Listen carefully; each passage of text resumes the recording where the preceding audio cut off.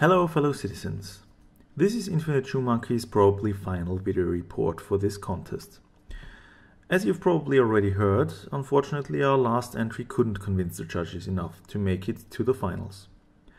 But we've prepared a new video for you showing the entire walkthrough now, with some adjusted materials and also with some interior decals, which were missing in the last submission because the CryEngine is moody sometimes.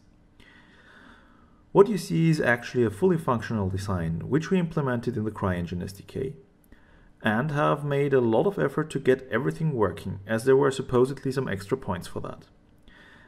As for the critique, we already feared that our materials might not be what they had hoped for. But for the panels, we actually had spent quite a lot of time all together planning and modeling those. Basically every panel was designed and assigned to an area where it made sense. We also had inspirations from current planes for doing that.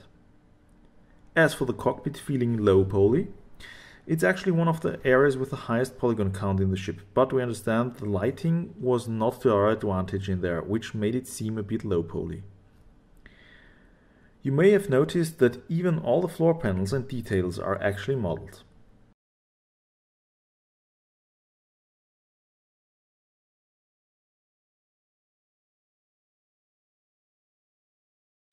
For the confidential area, we hope you were not too disappointed that we didn't cover this in our main video. But for one thing, we have to admit that we didn't have the shaders adjusted and light set, and for the other, there was just not enough time left in the video, since we could just make 4 minutes for the last submission.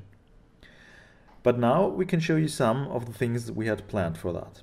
For one thing, we imagined something you might consider rather boring, as we thought it could just be an accessible empty room, but with the opportunity to hide maybe some Marines in there, as kind of a trap for pirates that think they just captured a civilian variant. And there will also be a manual power plant override for self-destruction. We also had the Dragon Claw in mind, a manual docking clamp that can secure a ship in place or maybe even tow it. Another idea was to have 4 hull and shield piercing units in the upgrade space. Finally, it could also be an accessible area for smuggling. But we still won't tell you how to get in there. Maybe it's a floor panel or a wall panel that can be opened. Hello fellow citizens! Infinite Shoe Monkey reporting in. This is probably one of our last videos, so we would like to thank you all for your ongoing support. It was a long and eventful journey over the last 6 months. Unfortunately we didn't make it into the finals, but we still enjoyed the whole progress of creating the ship for you with your suggestions and feedback. Also thanks for voting us back in the first wildcard vote, and by that giving us this great opportunity.